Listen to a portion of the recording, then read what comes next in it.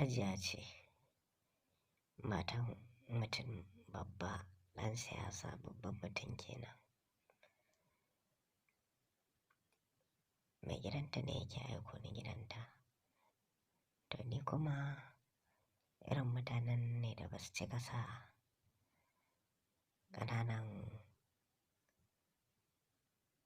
ƙaramin wando ba sai dai dogo haka shi kaɗai. Ashe duk sanda mai gidan ya aiko ni, tana kallon na'urata tana katambalele, tana ta katambalele. Ranan kuwa da aka aiko ni in zo in karɓi wasu takardu a hannunta, sai ta zaunar da ni a falo, ta bani lemu mai sanyi ta ce min in sha. Yayin da ta shiga ta ce min tana zuwa. Naga za ta ɓata mun lokaci, na yi kiranta ban ji ta amsa ba, sai na bi ta ciki. Ina bin ta har ɗakin nata, da na je kawai sai na same ta a kishingiɗe ta lumshe idanu kamar tana bacci. Na yi magana ba ta amsa ba, sai na tafi gabanta na tsaya. Na tsaya na ce Hajiya, Hajiya. A lokacin ne na ƙare mata kallo sosai da sosai. Kyakkyawa ce ga ƙuruciya a fuskarta. Sannan ga kayan ni'ima da kayan alatu ko ina a cikin ɗakin haka nan kuma a jikinta. Ko ina yaji ta nuna sosai. Nan fa katambalele na kafin in san menene ta yi tsinke.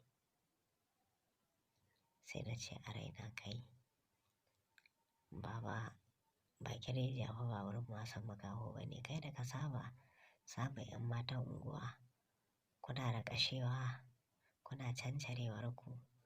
Me kuma ya kawo ka wurin matan Alhaji har kake jin wani abu da za ka yi tsinke? Na juya zan fita sai ta tashi, ta saka min murmushi tare da yin miƙa. Ai kuwa sai na ji ni na kai ɗari. To ina lafiyar ƙura balle ta yi hauka. Tana ganin yanayin da na shiga na kiɗimewa da ruɗewa da kuma gobarar da ta kama ni har na tsinke, sai ta ce min zo ga wuri ka zauna.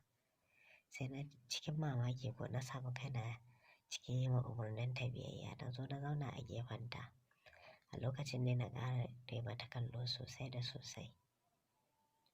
Na ce kai, gaskiya mai layya shi ke cin nama. Na ce lallai kam. Wai kura ta ga akuya tana lashe ɗanɗanta da ta haifa. Sai take cewa masu abu su kan da rana suke hambuɗa kayansu. Na zauna nan na yi haɗin yawu da ƙyar. Ta matso kusa da ni muka kalli juna ido cikin ido.